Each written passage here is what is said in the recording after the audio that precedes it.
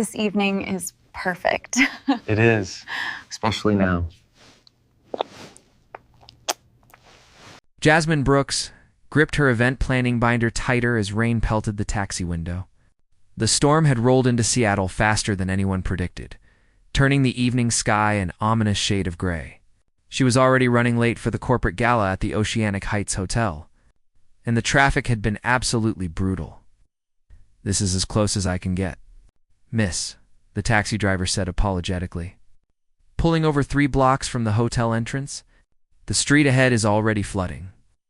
Jasmine handed him cash and stepped out into the downpour. Her modest heels splashed through puddles as she ran, holding her binder over her head in a futile attempt to stay dry. By the time she reached the hotel's grand entrance, her navy dress was soaked and her carefully styled hair hung in wet strands. The lobby was chaos. Guests crowded around the reception desk, voices raised in concern. Hotel staff rushed back and forth with worried expressions. Jasmine caught fragments of conversations. Basement flooding, evacuate the lower floors, and not enough rooms. Her heart sank. The gala was supposed to start in an hour. Months of planning, coordinating with vendors, and managing her demanding boss's expectations all hung in the balance. She pushed through the crowd toward the events coordinator she had been working with.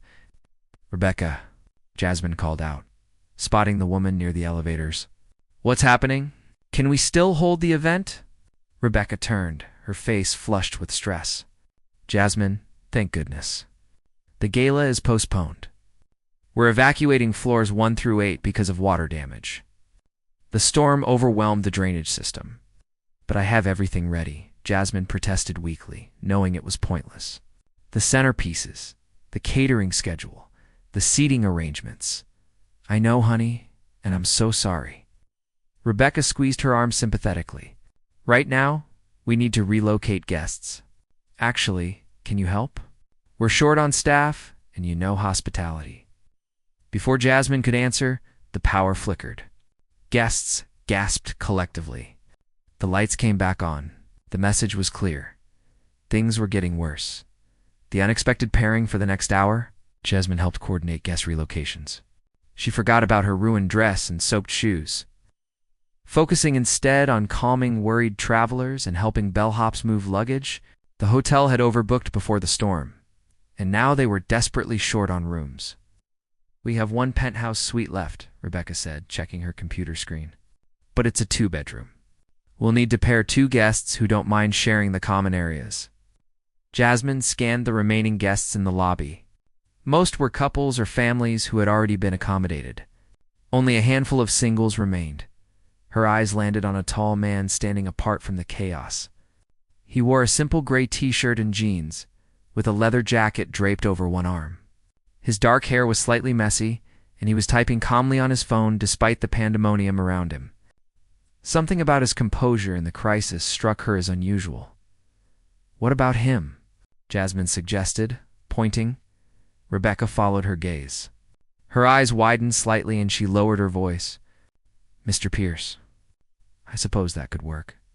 He's been very understanding about everything, and I can take the other bedroom," Jasmine added. "I was supposed to stay here anyway for the gala weekend. My apartment is across town, and with the flooding, I can't get home." Wow. Rebecca looked relieved. "Are you sure? You've been so helpful tonight. This is above and beyond." "It's fine," Jasmine assured her, though nervousness fluttered in her stomach. Sharing a suite with a complete stranger wasn't ideal, but she had dealt with worse in the event planning business. Rebecca approached the man, and Jasmine watched them talk. He glanced in her direction, his expression unreadable. Then he nodded, and Rebecca waved Jasmine over. "Jasmine Brooks, this is Dylan Pierce." Rebecca made quick introductions. "Dylan, Jasmine has been helping us coordinate tonight. You'll be sharing the penthouse suite on floor 20. Each of you has a private bedroom and bathroom, but you'll share the living room and kitchen." "Sounds reasonable," Dylan said, extending his hand. His voice was deep and calm. "Nice to meet you, Jasmine. Sorry it's under these circumstances." His handshake was firm and warm. Jasmine found herself looking up into striking hazel eyes that seemed to hold some private amusement at the situation. Nice to meet you too, she managed. I promise I'm not usually this bedraggled. The corner of his mouth lifted in a half-smile. The storm doesn't seem to care about anyone's appearance. A bellhop arrived with a luggage cart. Mr. Pierce, Miss Brooks, I'll show you to the penthouse. Candlelight and conversation, the penthouse suite was stunning.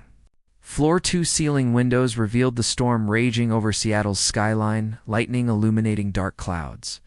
The living room featured modern furniture in shades of cream and gray, with abstract art on the walls. 2 hallways branched off to separate bedroom suites. Your rooms are ready, the bellhop explained, gesturing to each hallway. Fresh towels, robes, everything you need. There's a full kitchen if you get hungry. And room service is still operating despite the evacuation. He handed them each a key card and left. Jasmine and Dylan stood awkwardly in the middle of the luxurious space. 2 strangers suddenly sharing an intimate environment. Well, Dylan said finally, this is definitely not how I plan to spend my evening. Me neither, Jasmine admitted. I was supposed to be managing a gala for 200 people right now. You're an event planner? Trying to be. Tonight was supposed to be my big break. She gestured at her ruined dress. Obviously that didn't work out. Before Dylan could respond, the lights went out completely. The room plunged into darkness, broken only by occasional lightning flashes through the windows. Not again, Jasmine whispered. Emergency backup should kick in soon, Dylan said calmly. She heard him moving in the darkness. Here, I have my phone light. A soft glow illuminated his face from below, making him look mysterious and almost ethereal. He found a drawer and pulled out several emergency candles that hotels always stocked. Let me help, Jasmine said, using her own phone light to find matches soon. They had lit half a dozen candles around the living room. The flickering light created dancing shadows and transformed the modern space into something more intimate and timeless. Much better, Dylan said, settling onto the couch. We might be here a while. The storm doesn't look like it's letting up. Jasmine sat in an armchair across from him, suddenly aware of how strange this situation was. She was sitting in Candlelight with a complete stranger, trapped by a storm in a penthouse suite. It felt like something from a movie. So, Dylan said, his face half in shadow, since we're temporary roommates, want to share something about yourself. Despite everything, Jasmine smiled. Like what? Anything. Your story. What brings you to Seattle? And as rain hammered against the windows and candles flickered between them, Jasmine found herself beginning to talk. Jasmine woke to sunlight streaming through unfamiliar windows. For a moment, she forgot where she was. Then memory returned. The storm, the evacuation, the penthouse suite, and Dylan Pierce. She had talked with him until nearly midnight before exhaustion drove her to bed. Their conversation had flowed surprisingly easily, covering everything from her struggles breaking, to event planning, to his vague mentions of consulting work that required frequent travel. He had been a good listener, asking thoughtful questions and sharing bits of his own life. Now, in the morning light, she felt embarrassed. She had probably talked too much, revealing her insecurities and dreams to a stranger. What must he think of her? Jasmine checked her phone. 23 missed calls from her boss. Wonderful.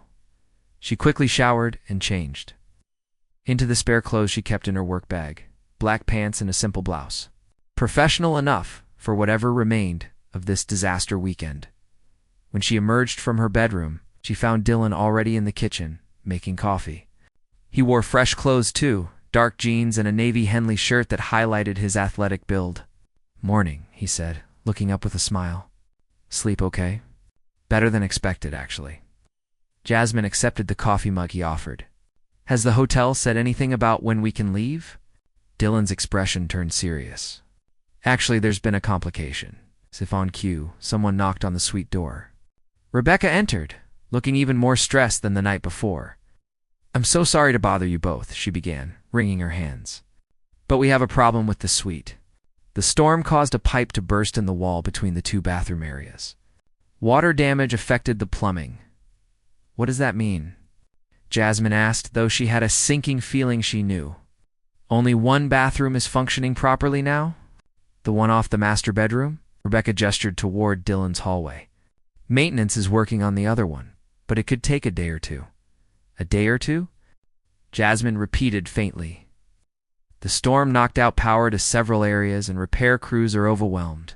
I'm truly sorry. If you want to relocate to a regular room once they become available later today, we can arrange that. But with the evacuation, every room is full right now. Jasmine looked at Dylan, who seemed remarkably calm about this development. It's fine, he said easily. We can share a bathroom schedule. We're adults. Are you sure? Rebecca asked hopefully. What choice do we have? Jasmine said, trying to sound as composed as Dylan. We'll make it work. After Rebecca left with profuse apologies and promises of complimentary services, Jasmine sank onto the couch. This is unbelievable, she muttered. I'm trapped in a penthouse suite with a stranger, sharing a bathroom. Oh. During what was supposed to be my career-defining weekend. Dylan sat beside her, maintaining a respectful distance. Look at it this way, it's definitely a story you'll tell for years. Despite herself, Jasmine laughed. That's true. Though right now, I'd trade the story for a functioning bathroom of my own. We'll establish a schedule, Dylan suggested. You take mornings first, since you mentioned you have work calls to make. I'm not on any tight timeline. His consideration surprised her. Most men she knew would have claimed priority, especially in a situation like this. Thank you, she said sincerely.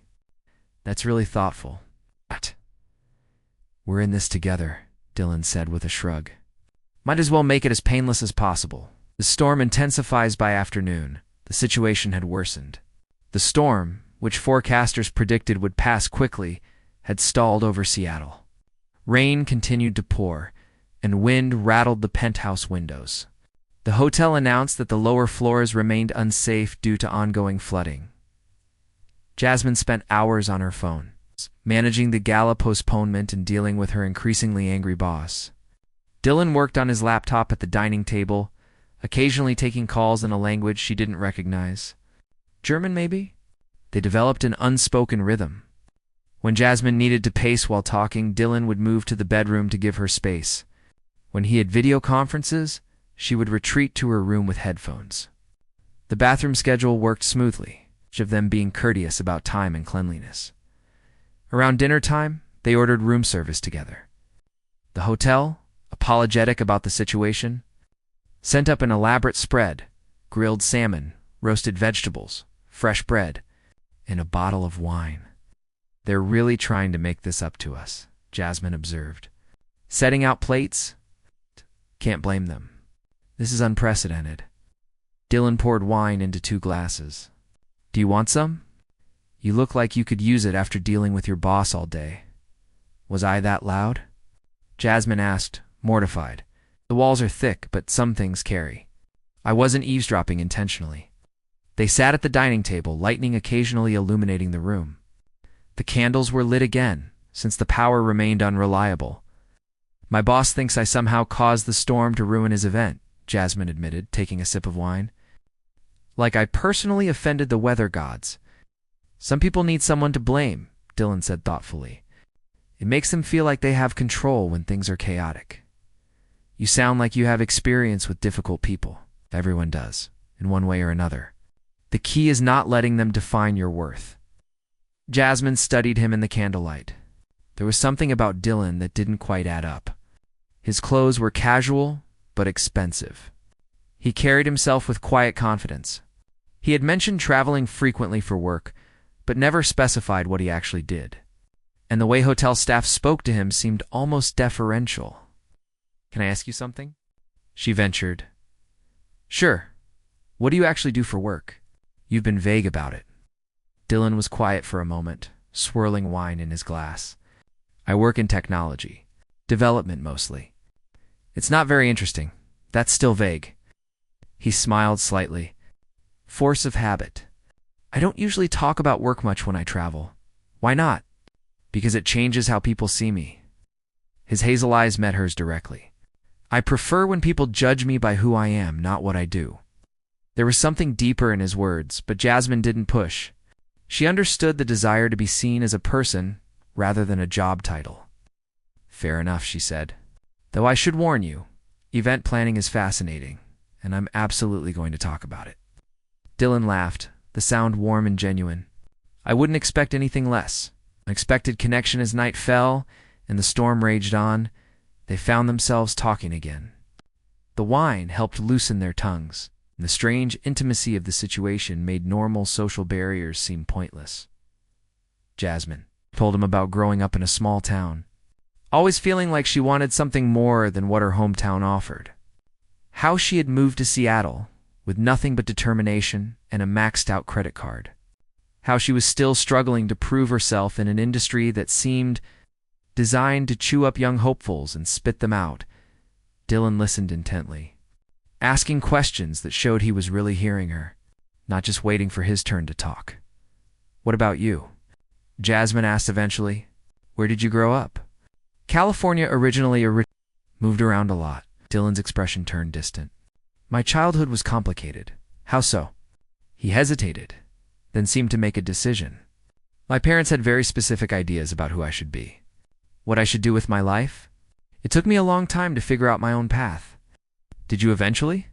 "Yes, but it cost me some relationships along the way. Sometimes doing what's right for you means disappointing people who love you." Jasmine felt the weight of truth in his words. She thought about her own parents, who still didn't understand why she had left their small town for the uncertainty of the big city. "That must have been hard," she said softly. "But I don't regret it." Dylan paused. "Do you ever think about going back? To your hometown?" "Sometimes, when things are really tough. But then, I remember why I left." Jasmine smiled sadly. "I wanted to be someone, not just another person living the life that was expected." "You already are someone," Dylan said quietly. "You're someone who fights for what she wants." "That's rare." Their eyes held across the table. The moment stretched, charged with something neither of them wanted to name. The storm outside seemed to fade away, leaving just the two of them in the candlelight. Connected by shared vulnerability, Jasmine broke the gaze first, her heart pounding. This was dangerous territory. Dylan was attractive, yes, but more than that. He understood her in a way that few people did. And they were trapped together, which made everything more intense. Ice. "I should probably get some sleep," she said, standing up perhaps too quickly. "Big day tomorrow of being stuck inside again." Dylan stood too, his expression unreadable. "Yeah, good night, Jasmine. Good night." She lay in bed later, listening to rain pound against the windows. Jasmine wondered what she was getting herself into. 2 days with a stranger shouldn't feel this significant. But somehow it did. The third morning dawned clear and bright. Jasmine woke to sunlight and silence. No rain, no wind, just peaceful quiet. The storm had finally passed. She felt a strange mixture of relief and disappointment. Relief that the ordeal was over. Disappointment that her time with Dylan was ending. Which was ridiculous. They had known each other for less than 3 days, thrown together by circumstance. Nothing more. Jasmine went through her morning bathroom routine quickly, trying not to think about how domestic this schedule had become. She could hear Dylan moving around in the living room, probably checking the news about the storm damage. When she emerged, she found him at the window, silhouetted against the clear sky. "It's over," he said without turning around. "The storm, I mean? I can see that." Jasmine joined him at the window. Seattle stretched below them, sparkling clean after the storm's fury. "Guess we'll be leaving soon, probably." Dylan glanced at her. "Though I have to say, as forced roommate situations go, this one wasn't terrible." Jasmine smiled. "You weren't terrible yourself. Most people would have been difficult about the bathroom sharing thing." "Most people are selfish," Dylan said simply. "You weren't either. You could have been demanding or complained constantly, but you rolled with everything." Before Jasmine could respond, there was a sharp knock at the door. Not Rebecca's apologetic tap, something more authoritative. Dylan opened it to reveal a man in an expensive suit, flanked by 2 hotel staff members. The man's eyes widened when he saw Dylan. "Mr. Pierce, I am so terribly sorry about this entire situation. When I heard you were among the guests affected by the evacuation, I came as quickly as possible. The storm damage, the plumbing issues, forcing you to share accommodations. The man looked genuinely distressed. Please accept my personal apologies. Jasmine watched this exchange with growing confusion. Why was this man, who appeared to be a high-level manager, apologizing so profusely to Dylan? It's fine, Martin, Dylan said calmly. These things happen. No one controls the weather. Still, we should have recognized you immediately and ensured you had priority treatment. Martin wrung his hands. The staff at check-in didn't realize who you were since you weren't using your usual reservation system. That was intentional, Dylan said, his voice holding a warning note. I prefer to travel without recognition. The revelation Jasmine's mind was racing.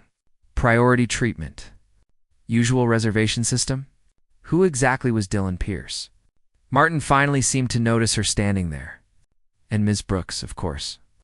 We're upgrading you both to our finest suites on separate floors. It's complimentary for the remainder of your stay and refunding all charges, plus additional compensation for the inconvenience. That's not necessary, Dylan began, but Martin held up a hand. Mr. Pierce, please. You own this hotel chain? The least we can do is ensure your comfort after such an ordeal. The words hung in the air like a bomb. Jasmine felt the floor tilt beneath her. What? She whispered. Dylan closed his eyes briefly, then turned to face her. Jasmine, you own this hotel? Her voice rose, despite her attempt to stay calm. You own the Oceanic Heights chain? Martin looked between them, finally sensing he had said something wrong. Should I give you both some privacy? Yes, Dylan said curtly. We'll discuss relocation later. Close the door on your way out. The staff retreated quickly, leaving Jasmine and Dylan alone in the penthouse that suddenly felt much smaller. You lied to me, Jasmine said, backing away from him. For 3 days, you let me think you were just some random consultant? I didn't lie, Dylan corrected, though his expression was pained. I said I worked in technology development. That's true. I just didn't mention that I also own a hospitality corporation. That's lying by omission. Jasmine's hand shook with anger and hurt. I told you everything about my life. About my struggles, my fears, how I'm barely making rent. And the whole time you were a billionaire? Would you have been yourself if you knew? Dylan asked quietly. Would you have talked to me the same way? Shared those things? That's not the point. It's exactly the point. Dylan moved closer, his eyes intense. Do you know how rare it is for someone to see me as just a person? Not as money, or connections, or opportunities? You looked at me like I was just Dylan. Nobody does that. Understanding and choice Jasmine wanted to stay angry, but his words struck something true inside her. She thought about their conversations, the easy way they had talked, the connection she had felt. Would she have been as open with someone she knew was wealthy and powerful? Probably not. Still should have told me, she said, though her voice had lost its sharp edge. You're right. I should have. Dylan ran a hand through his hair, looking genuinely troubled. By the second day, I wanted to tell you, but I was afraid you would change. And I liked who we were together. Just two people trapped by a storm, being honest with each other, except you weren't being honest. Out my bank account, no? About everything else? Completely. He stepped closer. Everything I told you about my childhood, my relationship with my parents, feeling like I had to prove myself, that was all true. Money doesn't change those experiences. Jasmine sank onto the couch, her anger deflating into confusion. She understood his point, but the deception still stung. Why were you even here? She asked. Why stay in your own hotel without identifying yourself? Dylan sat in the chair across from her, the same position they had occupied that first night. I do it sometimes. Travel to my properties anonymously to see how they really operate. You learn a lot about a business when people don't know they're talking to the owner. And what did you learn this time? That my staff handles emergencies well, even if they could improve on communication. A slight smile touched his lips, and that I can still meet someone real when I'm not hiding behind my identity. Jasmine looked at him, really looked at him. Dylan Pierce, billionaire hotel magnate, sitting in jeans and a casual shirt, looking vulnerable and uncertain. This was still the same man who had shared a bathroom schedule with her, who had listened to her dreams, who had made her feel seen. "I don't know what to do with this information," she admitted. "You don't have to do anything with it," Dylan said softly. "I'm still just me. The guy who fell asleep on the couch watching the storm with you. Who thinks you're talented and brave for chasing your dreams despite the obstacles.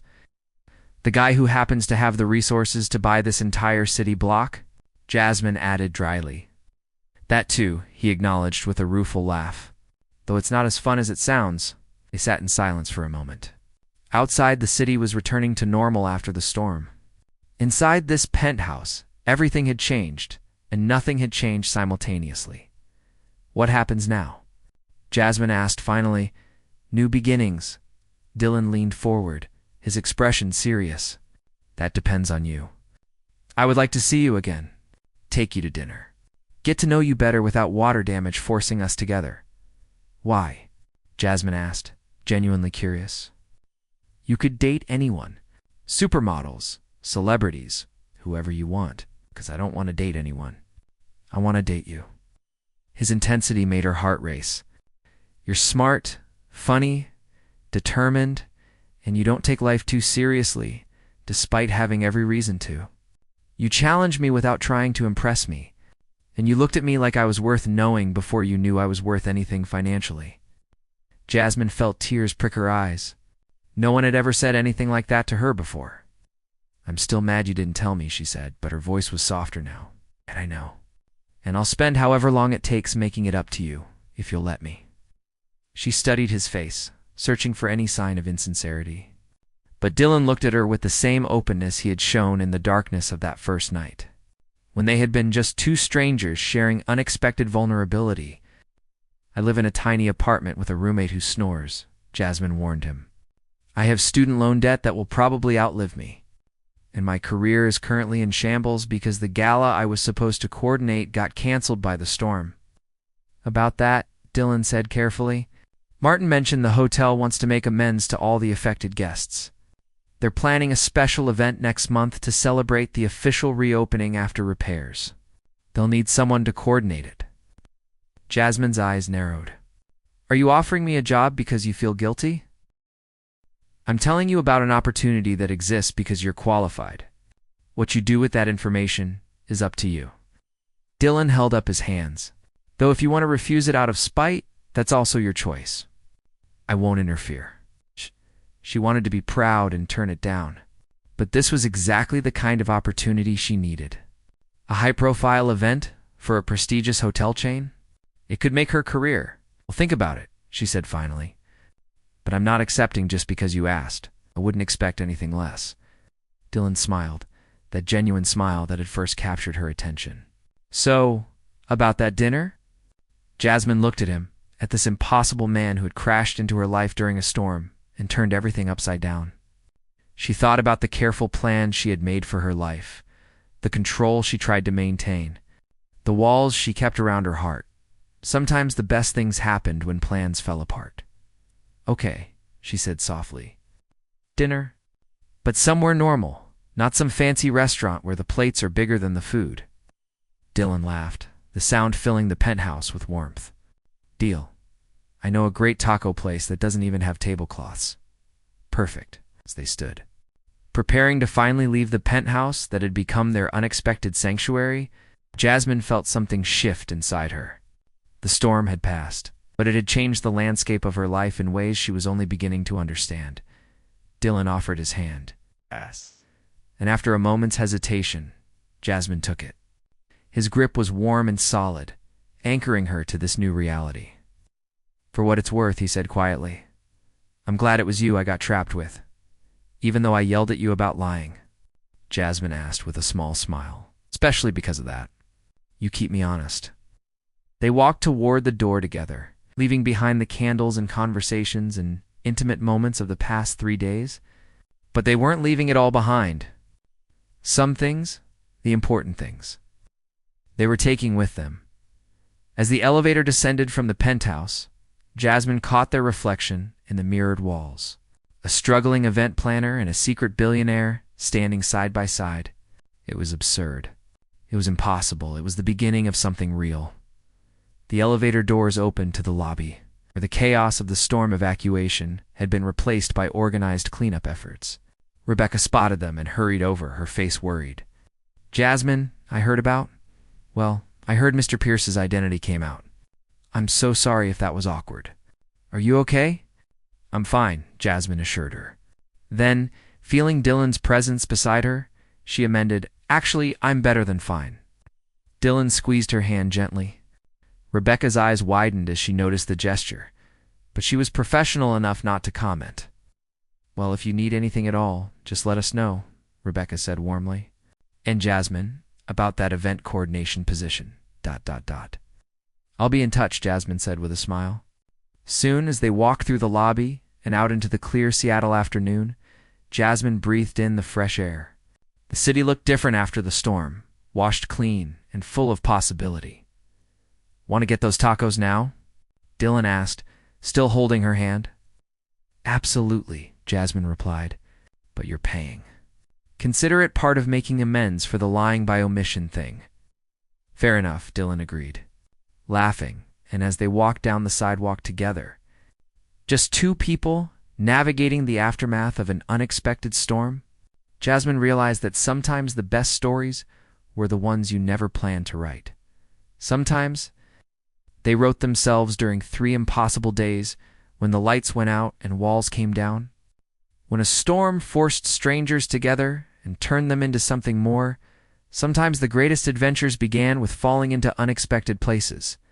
And sometimes the person you needed to meet was waiting for you in the last place you thought to look, sharing a penthouse suite during the worst storm Seattle had seen in years. The future was uncertain, but standing there in the sunshine, hand in hand with someone who saw her for who she truly was, Jasmine felt ready to face whatever came next. After all, if she could survive 3 days with a secret billionaire and come out smiling, she could survive anything.